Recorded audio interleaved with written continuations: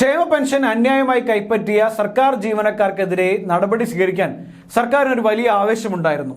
അതുമാത്രമല്ല, താൽക്കാലിക ജീവനക്കാരെ പിരിച്ചുവിടുന്നു, പിഴ ചേർത്ത് ഉടനെ തന്നെ തുകയെല്ലാം തിരിച്ചടയ്ക്കാൻ നിർദ്ദേശം നൽകുന്നു എന്ന് വേണ്ട എല്ലാത്തിനും സർക്കാരിന് ഉടനെ തന്നെ തീരുമാനമെടുക്കാൻ കഴിയുന്നുണ്ട്. പക്ഷേ ഈ അഡീഷണൽ ചീഫ് സെക്രട്ടറി എ ജയതിലകനെതിരെ ഈ ആവേശം ഒന്നും ഉണ്ടാകാത്തത് എന്താണെന്നുള്ള ചോദ്യം വളരെ പ്രസക്തമാണ്.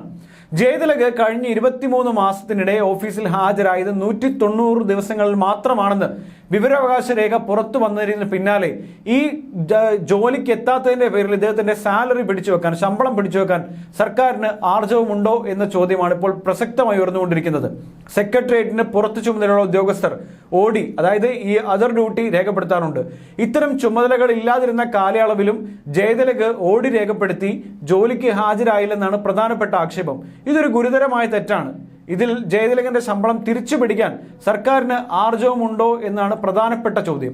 ക്ഷേമ പെൻഷൻ അന്യായമായി വാങ്ങിയ സാധാരണ ജീവനക്കാർക്കെതിരെ സർക്കാർ നടപടിയെടുത്തിരുന്നു. അതിലും വലിയ തെറ്റാണ് ജയതിലക് ചെയ്തതെന്നാണ് ഈ വിവരാവകാശ രേഖയിലുള്ളത്.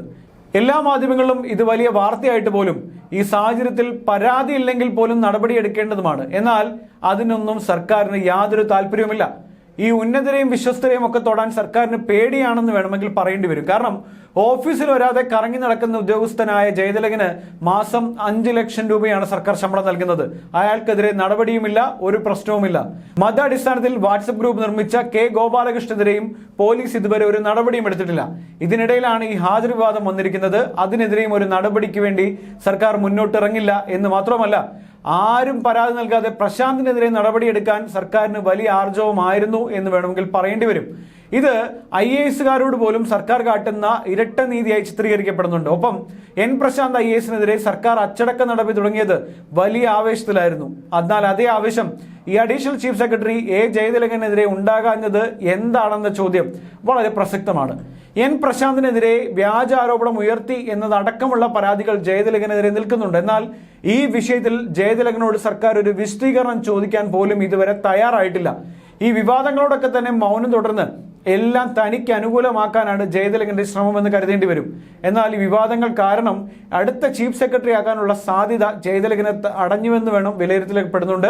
ഒപ്പം ഈ പുതിയ തെളിവുകൾ പുറത്തു വരുമ്പോൾ അത് IAS പോലിൽ തന്നെ സർക്കാർ പ്രതിക്കൂട്ടിലാകുന്നതിന്റെ പ്രധാനപ്പെട്ട ലക്ഷണങ്ങളായി കൂടി വേണമെങ്കിൽ വ്യാഖ്യാനിക്കേണ്ടി വരും. എന്തായാലും ജയതിലകനെതിരെ കാര്യമായ നടപടികൾ എടുക്കില്ല. പക്ഷെ അതേസമയം ഈ സാധാരണ ജീവനക്കാർ അവർ ഇത്തരത്തിൽ പെൻഷൻ തുക വാങ്ങിയെടുത്തു, ക്ഷേമ പെൻഷൻ അന്യായമായി വാങ്ങിയെടുത്തു, അത് തെറ്റ് തന്നെയാണ്, സംശയമില്ല.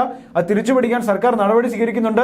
അതേ സർക്കാർ തന്നെയാണ് ജയതിലക് ഓഫീസിൽ പോലും വരാതെ നടക്കുന്ന ആൾക്ക് 5 ലക്ഷം രൂപ മാസം തോറും ശമ്പളം കൊടുക്കുന്നത് എന്നുള്ളൊരു വിരോധമായ കാര്യം ഉണ്ട്. അത് മാത്രമാണ് സർക്കാർ ഇക്കാര്യത്തിൽ ഇനി എന്ത് നടപടി സ്വീകരിക്കുമെന്നുള്ള കാര്യം നമ്മൾ കാത്തിരുന്ന് കാണേണ്ടതാണ്.